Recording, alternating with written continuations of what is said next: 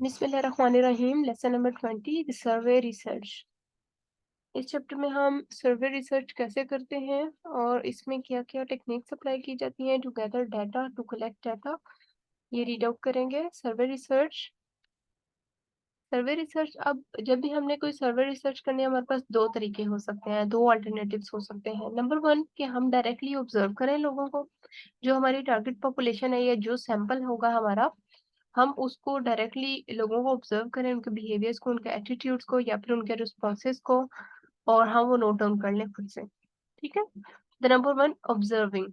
The number two alternative, कि हम उनसे कम्युनिकेट करें, हम उनसे डायरेक्ट बात करें, उनसे क्वेश्चनिंग करें और उनके रिस्पॉन्सेस को नोट डाउन कर लें। तो ये दो प्रोसेसेस हैं, दो अल्टरनेटिव्स हैं which we use in survey research.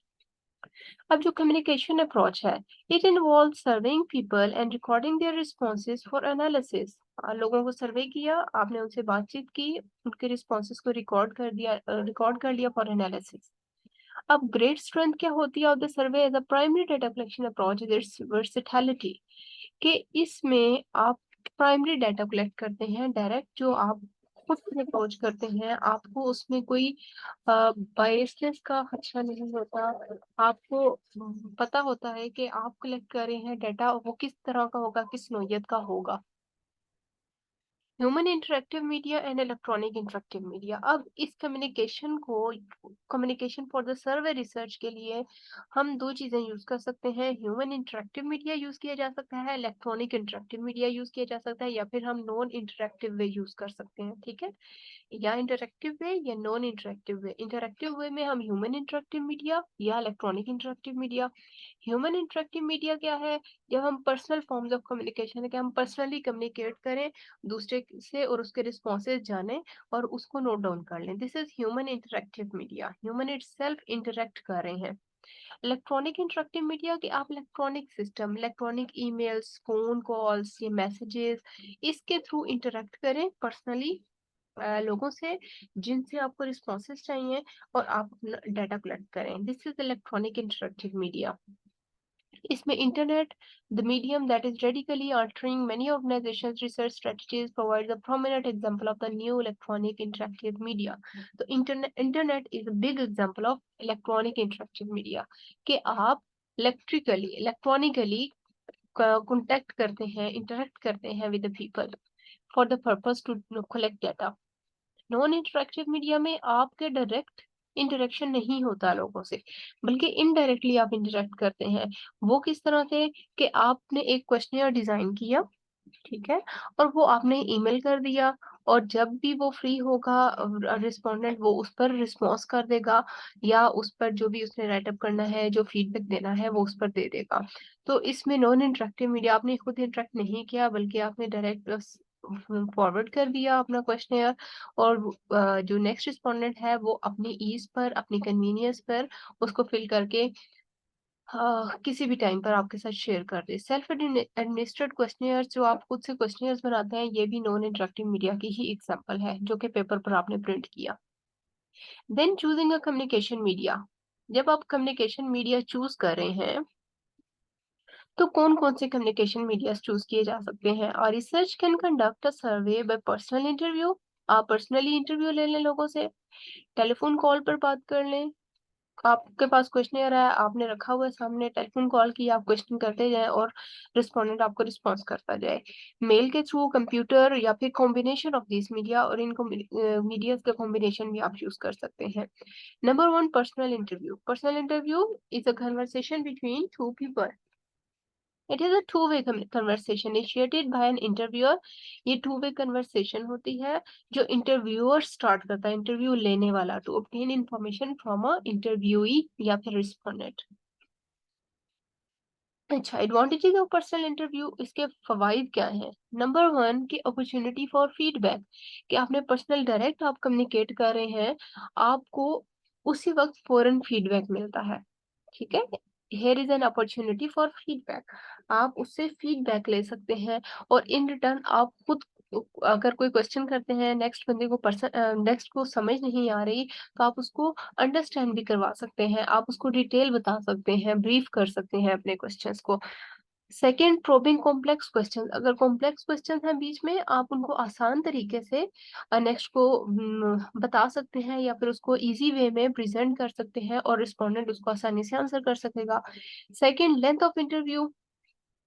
Interview की लेंथ, ये भी हार्डली 10 मिनट्स लेता है। जब आप इंटरव्यू करते हैं, क्वेश्चनिंग होती है, नेक्स्ट जो पर्सन है वो फोरन से अंडरस्टैंड कर रहा होता है और उसको रीड आउट करने में टाइम, जो क्वेश्चनर अगर आप उसको पकड़ा दें तो वो रीड आउट करने में टाइम लगाएगा, लेकिन अगर आप डायरेक्ट क्वेश्चन करेंगे, आपके क्वेश्चन को वो सुनकर फौरन से आंसर कर सकता है।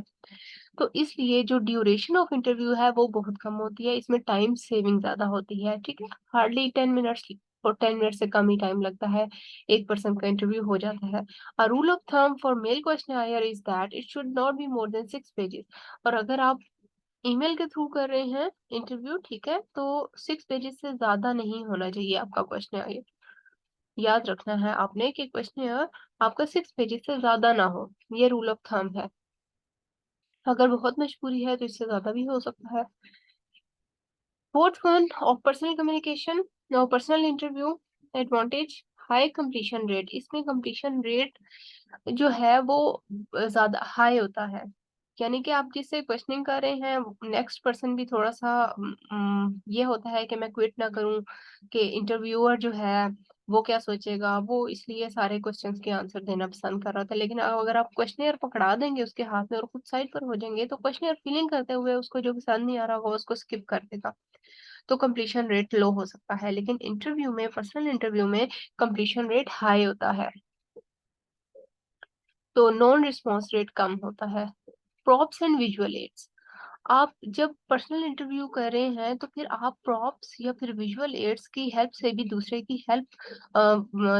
हेल्प कर सकते हैं। Interviewing respondents face to face allows an investigator to show them a new product sample. जिस तरह से आप इंटरव्यू कर रहे हैं, आप उसको, अगर आपने कोई न्यू प्रोडक्ट लॉन्च करनी है तो आप उसको न्यू प्रोडक्ट दिखा सकते हैं, उसके सिंबल्स, उसके विजुअल एड्स वगैरह आप उसको दिखा सकते हैं, सैंपल दिखा सकते हैं। ये फायदा होता है पर्सनल इंटरव्यू का। 6 वन, हाई पार्टिसिपेशन रेट होती है। लो पार्टिसिपेशन रेट हाई होने का मतलब ये है कि जिसने पार्टिसिपेट किया वो क्विट कम ही करता है, वो कंप्लीट आंसर करके ही जाता है, और ज्यादा लोग पार्टिसिपेट करना पसंद भी कर रहे होते हैं, बिकॉज ये टाइम सेविंग टेक्निक होती है। Seventh, observation of the non verbal behaviour. जब आप फेस टू फेस कम्युनिकेट कर रहे हैं, पर्सनल इंटरव्यू ले रहे हैं, तो आप दूसरे के इमोशंस को अगर स्टडी कर रहे हैं, सपोज आपने ऐसे क्वेश्चनिंग की है कि जिसमें आपने इमोशंस को रीड आउट करना है, तो आपके क्वेश्चंस पर दूसरे का बिहेवियर, एटीट्यूड, उसके जो फेशियल एक्सप्रेशन है, आप वो नोट कर सकते हैं। Then non literates can participate in study. इसमें जो इलिटरेट पीपल हैं, जो पढ़े लिखे नहीं हैं, जो क्वेश्चनर अगर आप उनको थमा देंगे, वो रीड नहीं कर सकते, पढ़ नहीं सकते, लिख नहीं सकते, आप उनसे डायरेक्ट क्वेश्चन करते हैं, तो इलिटरेट पीपल भी आप अपनी स्टडी का पार्टिसिपेंट बना सकते हैं इसमें। Interviewer can pre screen respondent. In order to ensure that respondent fits the sampling criteria, the interviewer can do some pre-screening of the respondent. कि आपने अगर रिस्पोंडेंट को देखना है कि वो फिट कर रहा है, फॉल कर रहा है आपकी एलिजिबिलिटी क्राइटेरिया में, तो आप उसकी प्री स्क्रीनिंग पहले कर सकते हैं रिस्पोंडेंट की, कि फलां रिस्पोंडेंट मुझे चाहिए और मुझे उससे इंटरव्यू करना चाहिए। पर्सनल इंटरव्यू में क्या होता है, the interviewer makes it sure that only the relevant respondent provides the information. जब आप पर्सनल इंटरव्यू लेते हैं तो आपको जो रेलेवेंट रिस्पोंडेंट चाहिए, जो एक्चुअल रिस्पोंडेंट चाहिए, आप उससे इंटरव्यू कर रहे होते हैं। लेकिन अगर क्वेश्चन आप डिस्ट्रीब्यूट कर देते हैं, आपको नहीं पता वो क्वेश्चन आगे कोई और फिल कर दे जो आपको रिस्पोंडेंट, सपोज अगर आप डॉक्टर्स पर रिसर्च कर रहे हैं, तो आपको डॉक्टर से ही फिल करवाना है सारा क्वेश्चन। ठीक है, अगर आप रिस्पोंडेंट्स को जस्ट क्वेश्चन डिस्ट्रीब्यूट कर दिया, डॉक्टर आगे किसी और को देते हैं कि फिल करके मुझे दे देना, जिस तरह आपने पीए को दे दिया ये फिल करके मुझे दे दो, अब आपकी तो टारगेट पॉपुलेशन डॉक्टर्स थी, तो अब यहाँ पर बायसनेस आ जाती है, आप रेलेवेंट रिस्पोंडेंट ने रिस्पॉन्स नहीं किया यहाँ पर। जब आप पर्सनल इंटरव्यू करते हैं तो आप रेलेवेंट रिस्पोंडेंट को अप्रोच करते हैं direct. Then CAPI, computer assisted personal interviewing. इसमें क्या होता है, आप कंप्यूटर की हेल्प से पर्सनल इंटरव्यू लेते हैं। वो किस तरह से, with the use of such modern technology the responses of the respondents can be entered into a portable microcomputer to reduce error and cost. कि इसमें आपने सपोज कॉल की और आपने क्वेश्चनिंग करना शुरू की और आपने अपने कंप्यूटर सॉफ्टवेयर में उनके रिस्पॉन्सेज को रिकॉर्ड करना शुरू कर दिया। देन डिसएडवांटेजेस, ये तो थे 10 advantages of personal interview. Then disadvantages भी है पर्सनल इंटरव्यू के, उसमें क्या है, हाई कॉस्ट। हाई कॉस्ट किस तरह से, सपोज आपने रिस्पोंडेंट्स को अप्रोच करने के लिए आपको ट्रैवल करके जाना पड़ेगा। ट्रैवल करने के लिए ट्रैवल एक्सपेंस आपको चाहिए, तो इसलिए ये हाई कॉस्ट हो जाता है। अगर रिस्पोंडेंट सपोज एक स्कूल, आपने स्कूल के टीचर्स को अप्रोच करना है, एक स्कूल, दूसरे स्कूल, तीसरे स्कूल, आपको नंबर ऑफ स्कूल्स में विजिट करना पड़ेगा to get your data collected. Then scarcity of highly train interviewers. अब आप अगर पर्सनल इंटरव्यू कर रहे हैं तो आपको सबको खुद अप्रोच करना पड़ेगा, या फिर आप एक सेकंड ऑप्शन ये करते हैं कि आप अपने साथ कोलीग्स, कोई फ्रेंड्स, आप उनको ऐड ऑन कर लेते हैं, आप उनको भी क्वेश्चनर्स देते हैं, वो भी जाकर पर्सनल इंटरव्यू करते हैं। तो आप फिर जो सेकंड पर्सन है, आपको इस तो पता है कि मुझे कैसे इंटरव्यू करना है, मुझे क्वेश्चनिंग कैसे करनी है, लेकिन अगर आप सेकंड पर्सन रखते हैं तो आप उसको पहले ट्रेन करना पड़ेगा। ठीक है, आपके पास ट्रेन इंटरव्यूअर की कमी हो सकती है for this purpose. Then lack of anonymity of respondent, इसमें जो रिस्पोंडेंट है उसकी कॉन्फिडेंशियलिटी मेंटेन नहीं रहती, यानी कि आपने पर्सनल इंटरव्यू लिया, जिस बंदे से आप इंटरव्यू ले रहे हैं आपको उसके बारे में सारी डिटेल पता चल रही होती है, जिसकी वजह से रिस्पोंडेंट भी आ, ये कह लें कि अपनी कॉन्फिडेंशियलिटी को ओपन करने की वजह से रिस्पोंडेंट रिस्पॉन्स करने से थोड़ा पीछे हट जाता है, या फिर वो गलत रिस्पॉन्सेस कर सकता है। तो lack of anonymity of respondent, यानी कि रिस्पोंडेंट की कॉन्फिडेंशियलिटी में मेंटेन नहीं रहती इसमें, यानी कि उसका पर्दा नहीं रहता। यानी अगर आप बात करें कि सपोज एड्स के पेशेंट पर आप स्टडी कर रहे हैं, आप डायरेक्ट पर्सनल इंटरव्यू कर रहे हैं एड्स के पेशेंट से, तो एड्स के पेशेंट डायरेक्टली आपको हर क्वेश्चन का आंसर ठीक नहीं बताएंगे, या खुद भी नहीं बताएंगे कि मैं एड्स का पेशेंट हूँ। अगर वो बताएंगे तो ये उनके जो एनोनिमिटी है वो मेंटेन नहीं रही, और आपको पता चल जाएगा कि एड्स का पेशेंट है। Then call backs a labour intensive work, कि आपने जब अगर टेलीफोनिक इंटरव्यू कर रहे हैं, टेलीफोन पर आपने कॉल की पर्सनल इंटरव्यू के लिए, कॉल बंद होगी, दोबारा से कॉल बैक करना, अटेम्प्ट करना, रिकॉन्टेक्ट करना लोगों से, तो ये एक हेक्टिक वर्क हो जाता है आपके लिए।